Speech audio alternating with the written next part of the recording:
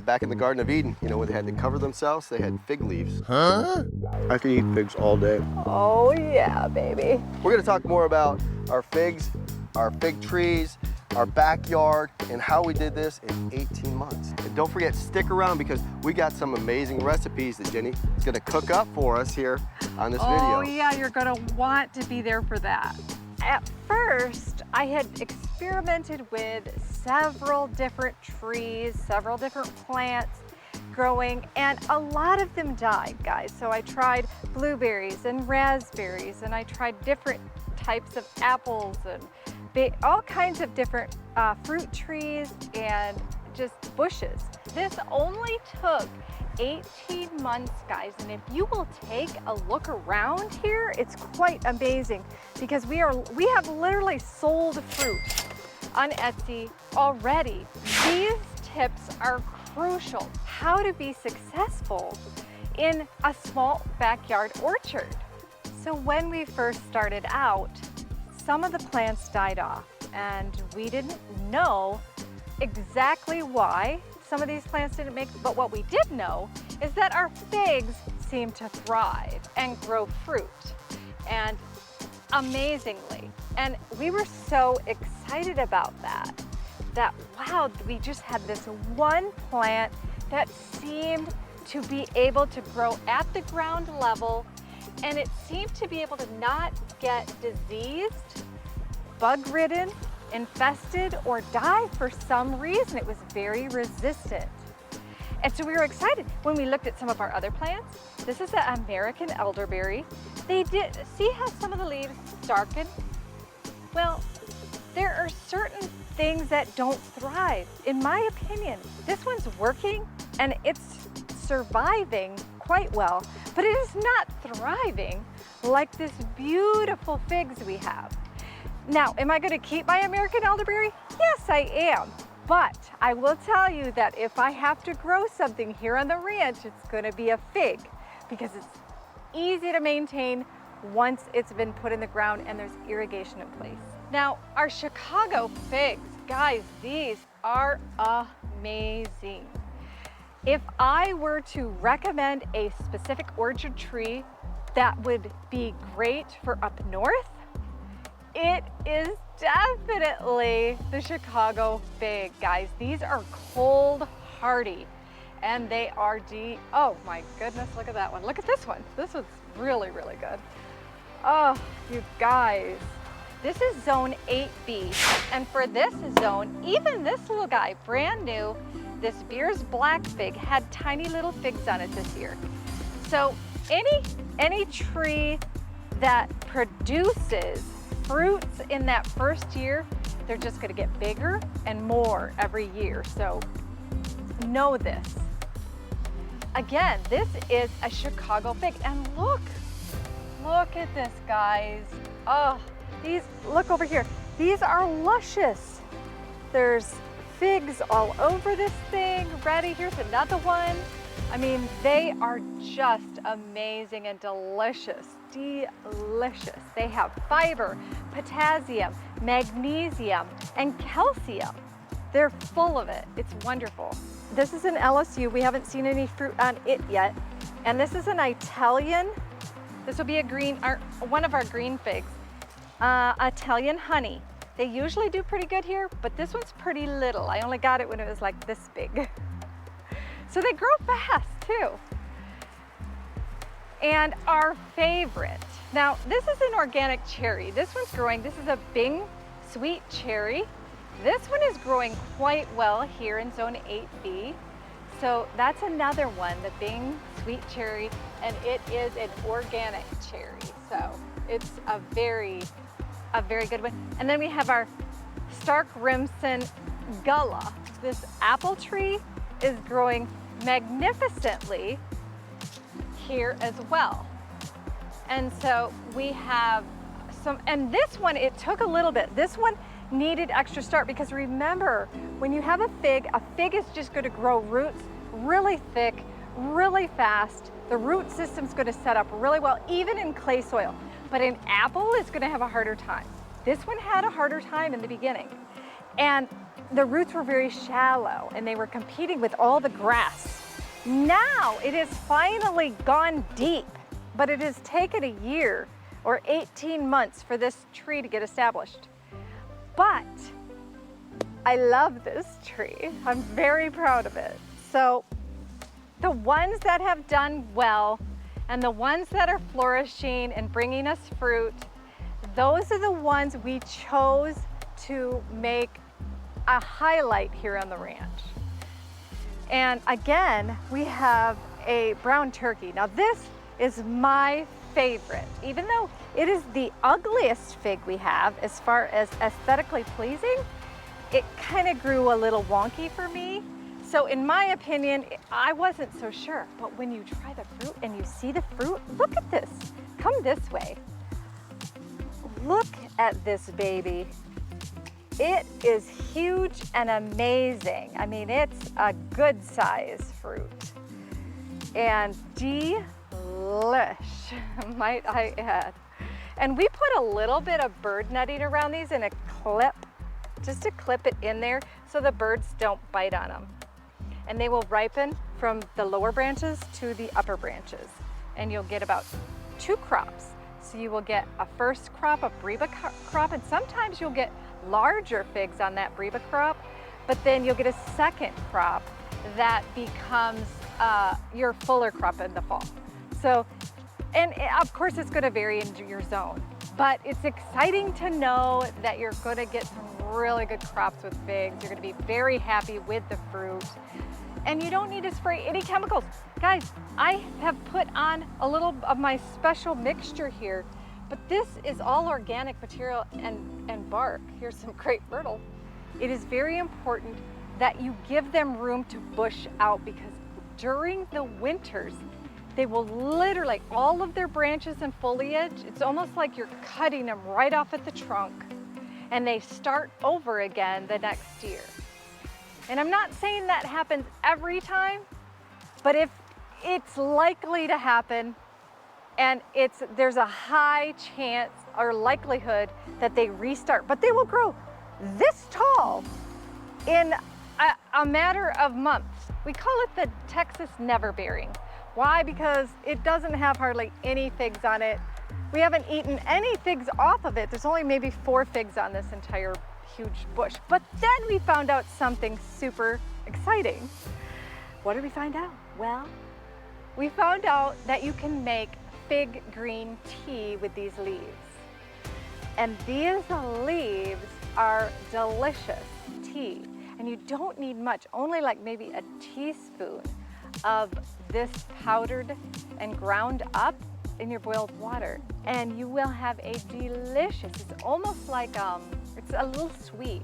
It smells, these leaves when they're dried out, they almost have this butterscotch smell to them. They're wonderful. It's wonderful, is the best terms I can tell you. When they dry out, here, you want to smell these? You should. What's it smell? Smells good. Yeah. Smells like you could powder it up and make some tea. Yes, and so it has just this wonderful smell to it, and you know what else I heard about this is the branches. Obviously they have a little sap in here. That's why I've got my Farmer's Defense sleeves on today, because there is sap that comes out of these branches and leaves, and it's white, but a lot of people say that it's really, really super itchy. It is. It does have itchiness to it. So if you're going in here and you're clearing up or, trimming your figs, wear some long sleeves and, something you can wash easily. I've also heard that people have taken the branches of these figs and they have stirred it and used it as a rennet for making cheese. So that's very interesting and something new that I found out recently.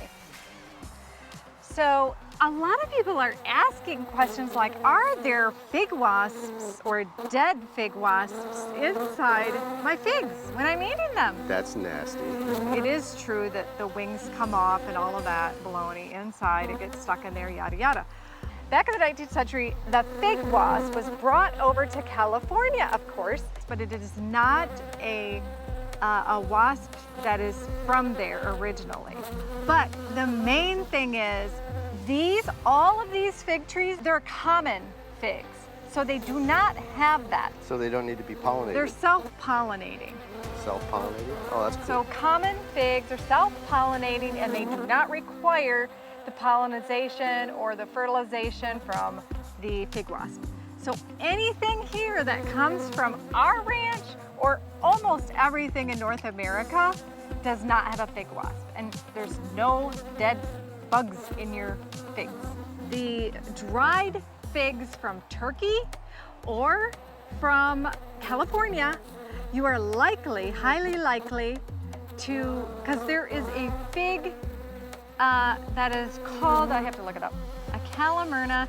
It's a California and Smyrna turkey together, which was a hybrid that they made. If you see that type of a dried fig or a Turkish fig, which a lot of people love, those are the ones, folks.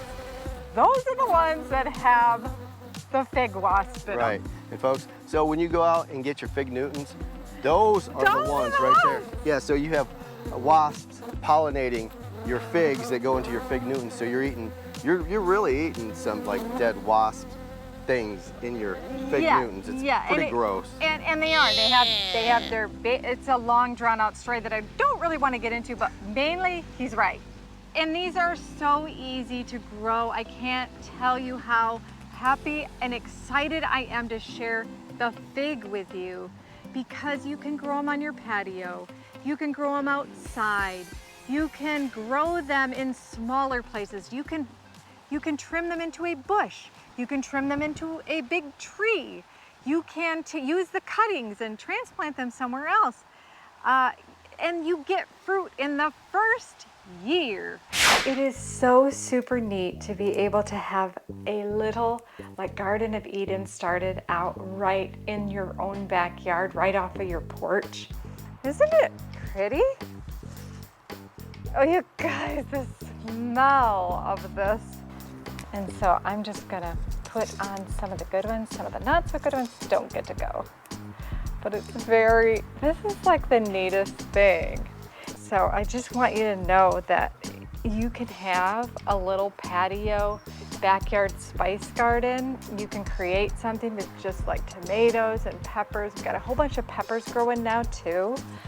So exciting to have all these things growing. But look at all these little peppers growing right here. There's a bunch of them here. Here's one, here's one. There's one up here hiding kinda. Do you see it? Right here, this baby. So, and then they're just growing like crazy. And I've got more tomato blossoms on here than I've ever had. So I'm gonna get some really nice little cherry tomatoes out of here. And then I have my rosemary and my other peppers. But it's exciting. You guys gotta check this out too. And look at my sweet potato leaves. I'm gonna be breaking these up or cutting these up and putting them on the pizza. These are so tasty. You guys have to try these. You have to try them. And they do taste like creamy or buttery. I know it sounds weird, but I don't know how else to describe it. Okay guys, so right now I am just gonna dice up some garlic clove, and then I'm gonna dice up some basil, sweet basil and Thai basil, purple basil. Any kind of basil will do. It's a wonderful flavor. I'm gonna put it into my ricotta cheese that will go onto the pizza. And this is really fragrant, guys. It's been in my ball jar here. So if you guys are thinking about growing something that is going to be really beneficial, like heart healthy and just really overall great for your health, garlic would be it. So now I have my fresh cut diced garlic, which I just literally put into my ricotta cheese. So I've got a nice bowl of ricotta cheese here. And I want my fresh garlic in there. And you guys will see how wonderful this comes out. The sweet basil, the purple basil, the Thai basil. So that's all I'm doing is gonna dice this up. And you guys, the fragrance of this is, you guys, this smells absolutely unforgettably fresh and wonderful. Oh, wow, guys, you are really, you're really missing out. I really want you guys to try my big pizza. This is gonna be the most fantastic pizza. Okay, what do I have here? I have some shredded Parmesan. So it's real hard cheese. You can even do grated. So if it's really fine, that's okay too. This one's gonna be a little bit chunkier. I also like to add a little black pepper. Black pepper, okay, a lot of black pepper. And a smidge of the Redmond's salt. Okay, so we want this just to have just a really fresh taste. Ah, this, guys, just wait till you see this. This is the most, when this goes into the oven, it is delightful. Let's go ahead and add some olive oil to this mix. And so we're just going to add a smidge right there. And that is going to give it just an amazing, amazing flavor. So I'm really going to mix this pretty well. So it's very well incorporated because right now the ricotta cheese is very thick, right? I like Will to be my guinea pig on a lot of this because I always know if he likes it, then it's like going to be really good. So here is the test. Yeah? Okay. So it's, you need more salt?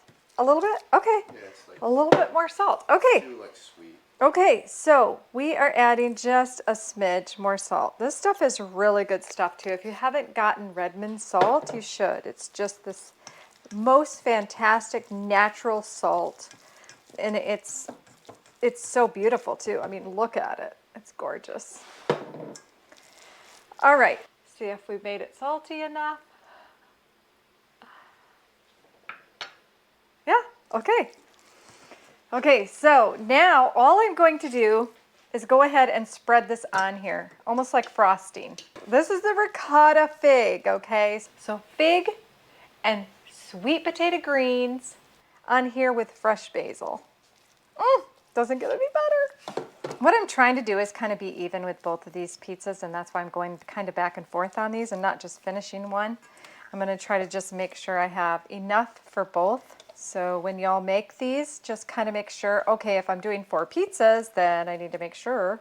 It reminds me about like a cream cheese, right? But it's a little bit more salty, savory, on the salty, savory side. Okay, now that we have these ready, the next step is going to be putting our cheese on. So I'm going to go ahead, shred up some cheese, get the cheese on, and then we're going to slice up the figs, and then we're going to put on all of our toppings. So these are brown turkey, Celeste, and Chicago figs that we found. And I'm trying to pick like the most, like some of these are just like going to be so sweet. Oh, so sweet. So I'm picking out the sweetest ones. They're delicious. What I really want to try is this one. But all of these smaller ones that are plentiful are the Chicago. They're very hardy. You can grow them in cold climates. And so that's why we love the Chicago hardy, because you get a regular, smaller fruit, but plentiful. And it's on a regular basis. So every day you get to go out, you have a brand new Chicago fig. Great. Even if it's a year old, you'll be bringing 2 or 3 figs your first time around. So if you have like maybe 5 fig trees on your property, or maybe even 3, you're going to be like 2, 4, 6 figs when you first start out every day. And it's so exciting. Guys, if you haven't had a fresh fig, you haven't lived. Oh, you guys, check this out. Oh, isn't that just beautiful? This is my favorite one, guys. It's the most perfect. Oh, you guys, this is going to be the most delicious fig. Here I am just going to put the cheese on. And remember, we here at the ranch, we love our dairy products. Now we are putting on the figs. And these are looking absolutely beautiful. We might need to cut up a few more. This is the sweet potato slips or greens. These are our sweet potato greens. And these are delicious. They're creamy. They are wonderful. Here is our fresh basil. Fresh Thai, fresh purple, and sweet. So it's a really good mix here. I'm putting on sort of an Italian homemade secret spice. Let's just put it that way.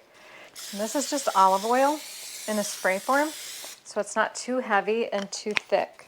Okay, so these are gonna go in a preheated at 410. It's a little bigger than usual, so I'm gonna do 19 minutes. I usually do 18. I'm adding an extra minute just because it's got a lot of toppings. It's a little heavier.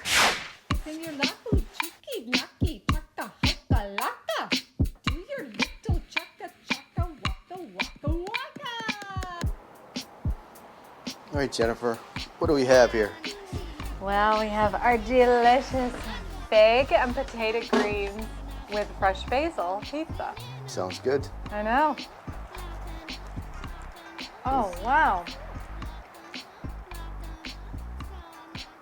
That's good. It's surprisingly flavorful. It's got this like touch of sweet. Mm-hmm. Almost like a pineapple. Like a Hawaiian pizza, Mm-hmm. but better. Oh yeah. Without the unclean ham or bacon. That's a very good point. No, this is great. Folks, you got to try this. So, obviously, we just showed you how to make it. Yes. You can duplicate the process at home. If you need some further tips on how to do it, hit Jenny up. You got stuff all over your face, Jennifer.